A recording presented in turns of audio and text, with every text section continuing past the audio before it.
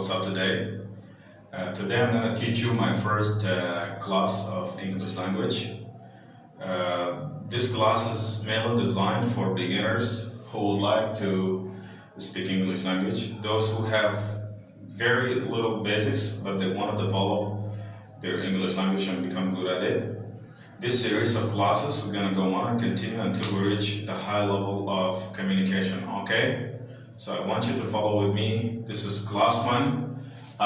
In class 1, I'm going to explain to you verb to be. One of the main issues for English language learners is that they don't know when to use verb to be and at what situation and at what tenses they can use a verb to be while they engage in a communication session. Okay, so today this is going to be mainly about verb to be. We deal with verb to be as a verb, and as you know, for every verb has 3 forms. Every verb has the form of present, the form of past, and the form of past participle. And verb to be is an auxiliary verb. It's a helping verb. But here we deal with it as a main verb, because sometimes we deal with it as a main verb, the verb be, and sometimes we deal with it as a helping verb. Verb to be in the present is always am, is, and are. In the present form, the verb to be is divided into 3 helping verbs. They are am, is, and are. Verb to be in the past is divided into 2 helping verbs. Am and is together, they become was, and are becomes were. And in the past participle, was and were together become been. And been is mainly used with have and has. So you say have been with I, we, they. I have been, we have been, you have been. And we use has with the third person singular, he, she, it. He has been, she has been, and it has been. So this is the verb to be. When I say verb to be, and then the origin form, this is the origin form. The origin form is the word be itself. And then in the present, this is a word. This is the stem of the word, the stem, the origin. And then it is divided into am, and is on are, and then it is divided into was and where, and then to be. If you notice that every time we get to reduce the number of the helping verbs, 3 helping verbs, 2 helping verbs, and then 1 helping verbs. These verbs to be are actually used with the personal pronouns, or we can also call them subject pronouns because we always deal with them as subjects. You have the pronoun I, the pronoun he, the pronoun she and it, and then you have we, you, and they. Normally in English, I want you to know that we use the helping verb am with the pronoun I. So you say I am. Okay, and we use the helping verb are with the pronouns he, with the pronouns we, you, they. So you say we are, you are, and they are. And we use the helping verb is with the pronouns he, she, and it. You say he is, she is, it is. This is the first person singular, and here we have the second person singular. And then here we have the third person singular. The core purpose of this lecture is that if I say I am, then what should come next? How do I complete the sentence? Because there are certain situations where you can use am with I, is with he, she, it, and are with we, you, and they. And there are a lot of situations where you are not allowed to use the helping verbs am and is and are. You just use the subject and the verb. If we consider the verb is go, then all you need to do is to say I go. You don't have to say I am go. Many people make these mistakes.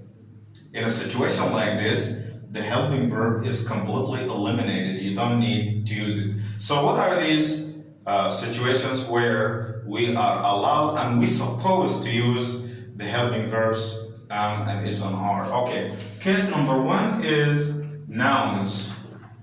And we have a lot of nouns in English language. The time will not be enough for me to explain them, but I would explain them in another separate lecture. Okay, nouns, we have a lot of, as I said, we have a lot of types of nouns, but now we have nouns like proper nouns, like hasabu.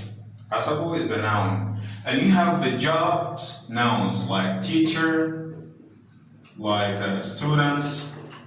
These are also nouns. So if I'm going to be talking about myself, I would say I am hasabu. I am a teacher.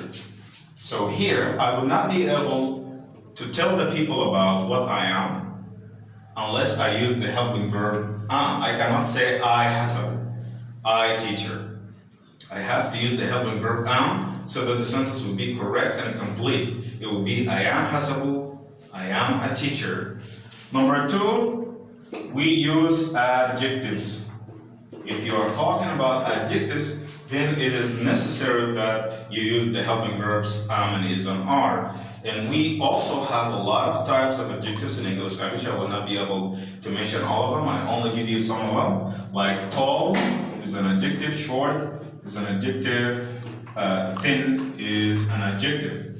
So from the beginning, I can say I am hasabu, I am a teacher, I am tall, and I am thin. Or I can say I am hasabu, I am a teacher, I am medium height and medium weight. This is if I don't want to say I am thin or I am fat, if I don't want to say I am tall or I am short. Situation number three is prepositions.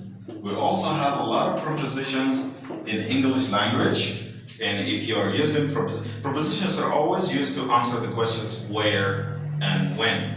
They can be used with time and with places. Of course, not all prepositions, some of the prepositions. So we have prepositions like at, in, and on. These three prepositions, they answer the question when and the question where. If they answer the question where, then they are preposition of time. If they answer the question, when they are preposition of time, and if they answer the question where, they are preposition of place. So I can use at and I can use in.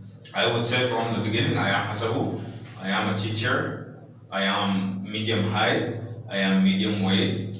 Right now, I am at Vista, because Vista is a general place. There are a lot of people with me. We always use at with the general place. I would say I am at Vista, I am in the class. The class is a private place, only the students and I are inside the class, and that's why when I talk about the class, I would say in. So I am hasabu, I am teacher, I am medium height, medium weight. Right now I am at Vista Center, I am in the class. So situation number four is that what do I do inside the class? This leads us to present continuous tense. If you are using the present continuous tense, then you're talking about actions that are happening at the moment. They're happening at the moment that I express them.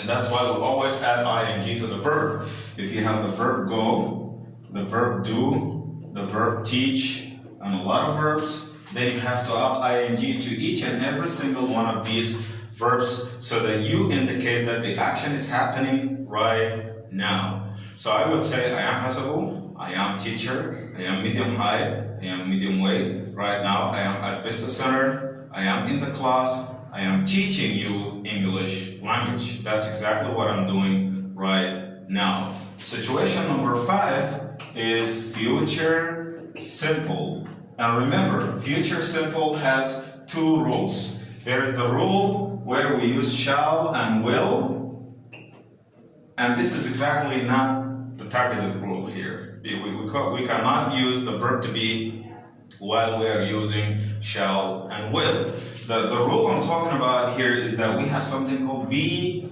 going to. This is a rule. And then you have the verb. Be going to, and then you have the verb. Remember, be is am and is an R. Already, be would turn to am and is an R. And going to, many people make mistakes that they deal with going to as a verb. Going to is not a verb here. Going to takes the place of will and shall. You just have to deal with it as one phrase, just like that. Going to, it's not a verb go with an ending ing plus the preposition to. This is incorrect completely. It is just going to, and it is not a verb. The verb comes after it. For example, if I want to say, I want to go home, and of course I would use this in the future rule, then I would say, I am going to go home. This is the correct sentence. I am going to go home. If many people say, I am going to home, which is wrong. This one could be present continuous tense. And even at the present continuous tense, the preposition to is not allowed with the word home. You're supposed to say, I am going home. If you are saying, I am going home, this is the present continuous tense. But if you want to make it future, you have to come up with the verb go. Because in the case without the verb go, the verb is missing. As you look at the rule, you're supposed to use be, going to, and then there is verb. In my situation, I would say I am Hasabu, I am a teacher, I am medium height and medium weight. Right now, I am at Vista Center, I am in the class, I am teaching you English language, and after the class is over, I am going to go down, I am going to drink something, and then I am going to go home. These are the only, remember, these 5 situations, these are the only situations where you are allowed to remember. Our core purpose of today's lesson is the verb to be. Am and is an R. We know that we use them with the personal pronouns. I, we, you, they, he, she, it. Our question was, when should I be using am and is an R with these personal pronouns, and when should I not be using them? Because it confuses a lot of English language speakers. So you know this. These are the only situations where you should actually, it is must, you should use the helping verb am and is an R with the personal pronouns when you are talking about nouns, when you are talking about adjectives, when you are talking about prepositions, when you are talking about present continuous tense and action happening at the moment, and when you are talking in the future simple form, but not with the rule shall and will. Remember this. This is with the rule be, going to plus verb. And in the American English, going to, going with the preposition to, they're compressed together, so it becomes gonna. If it is easy for you, then you can use the word gonna, like I'm gonna go home, I'm gonna sleep, I'm gonna write, I'm gonna eat, I'm gonna review some lessons, and so on. So guys, this is my lesson 1. It's very important for a healthy English language. If you would like to master English language, then you have to start with this lesson. You have to go to my channel, watch the video, subscribe, so that you can get my coming classes, okay? Thank you a lot.